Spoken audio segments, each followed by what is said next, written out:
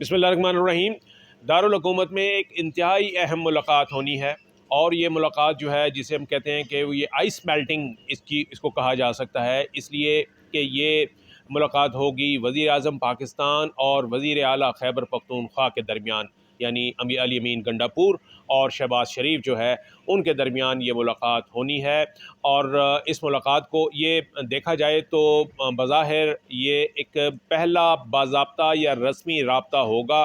Opposition के दरमियान। Opposition जिसे हम पाकिस्तान तहरीक इंसाफ कह रहे हैं या सुन्नी इत्तेहाद कौंसिल कह रहे हैं, और उसका हुकूमत के साथ ये पहला बाज़ाब्ता राब्ता होगा, जिसमें कि ये इससे पहले आपको याद होगा कि वज़ीर आज़म पाकिस्तान जब खैबर पख्तूनख्वा के दौरे पर गए थे तो वहाँ पर वो सरकारी दौरा था उनका और पहला दौरा था। लेकिन इस दौरे के दौरान जो वज़ीर आला खैबर पख्तूनख्वा थे अली अमीन गंडापुर, उन्होंने वज़ीर आज़म पाकिस्तान से मुलाकात नहीं की थी, ऐसा कोई शेड्यूल नहीं बना था। जबकि प्रोटोकॉल ये होता है कि अगर वज़ीर आज़म किसी सूबे में जाता है तो वहाँ का जो वज़ीर आला है वो फिर वो प्रोटोकॉल के तहत पाबंद होता है कि वो ये जो जो वज़ीर आज़म हैं उनको वो उनका इस्तकबाल करे और उनके साथ जो मीटिंग वगैरह होती हैं वो भी फिर शेड्यूल के मुताबिक होती हैं। लेकिन अमूमन हमने हमारी जो ये कन्वेंशन है, ये कोई आइनी तकाज़ा नहीं है, ये कहीं आइन में नहीं लिखा हुआ, कानून में नहीं लिखा हुआ कि वज़ीर आज़म पाकिस्तान जाएगा तो उसका इस्तकबाल जो है वो वज़ीर आला करेगा। इसलिए कि इससे पहले हमने देखा कि जब जब जब दूसरे सूबों में और वफाक में जब मुख्तलिफ़ पार्टियों की हुकूमत रही है, यानी कभी बेनज़ीर भुट्टो की हुकूमत थी फेडरेशन में, तो पंजाब में नवाज शरीफ जो थे वो वज़ीर आला थे, तो कभी ऐसा नहीं होता था कि वर्किंग रिलेशनशिप के तौर पे या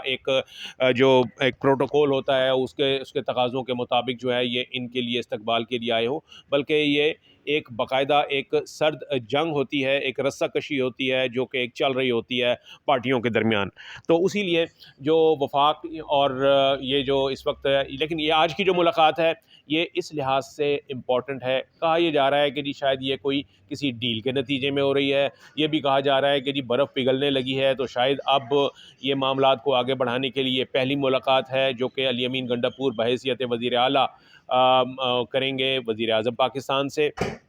लेकिन इसकी अंदरूनी कहानी जो है जी वो बड़ी डिफरेंट है। ये वज़ीर आला खैबर पख्तूनख्वा के ज़राए से हमें कंफर्म हुआ है। उनका ये कहना है कि ये जो मुलाकात है ये वज़ीर आला खैबर पख्तूनख्वा अपने जो सूबाई खुद मुख्तारी है और जो उनके सूबाई इकॉनमी है उस सिलसिले में ये करने जा रहे हैं। वो उन्होंने वहाँ पर जो चीफ़ सेक्रेटरी जो की तैनाती है, एक ये वाला मामला जो है उनके एजेंडे पे होगा, इसलिए कि सूबों में जो चीफ़ सेक्रेटरी लगाए जाते हैं वो वफाक की जानिब से लगाए जाते हैं। तो जो चीफ़ सेक्रेटरी की तैनाती का मामला है उस हवाले से ये एक मुशावरत होगी। और दूसरा अहम मुतालबा जो है जो अली अमीन गंडापुर जो है वो शहबाज शरीफ से करेंगे, वो होगा 1500 अरब रुपए की रॉयल्टी का बकाया जात है। हाल ये है कि खैबर पख्तूनख्वा के बहुत से अरबों रुपए के बकाया जात जो हैं वो अदा करने हैं वफाकी हुकूमत ने रॉयल्टी की सूरत में, क्योंकि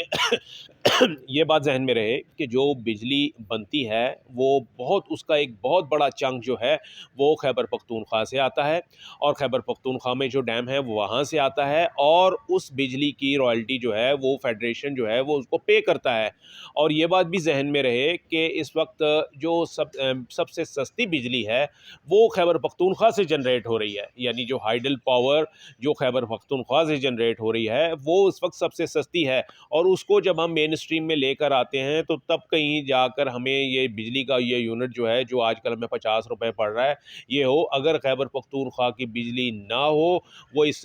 नेशनल ग्रिड में शामिल ना की जाएगी खैबर पख्तूनख्वा की बिजली, तो ऐसी सूरत में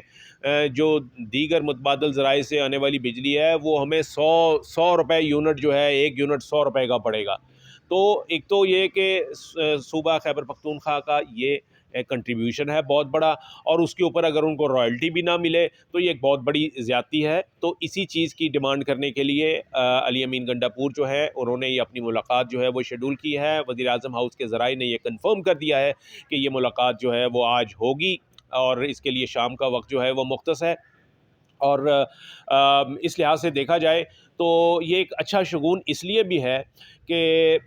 जो हुकूमत और अपोजिशन के दरमियान जो एक राब्ते हैं वो रहने चाहिए, और उन राब्तों का मकसद ये होना चाहिए कि मुल्क में बेहतरी आए, मईशत में बेहतरी आए, मुल्क व कौम की तरक्की हो। और उसमें जो आपके सियासी मफाद हैं और जो ज़ाती मफाद हैं या जो पार्टी के मफादात हैं उनको पसे पुश डालना चाहिए। तो ये एक अच्छा शगुन है। अगर अली अमीन गंडापुर आ रहे हैं मुलाकात करने के लिए तो बहुत अच्छी बात है। और ऐसी मुलाकातें दीगर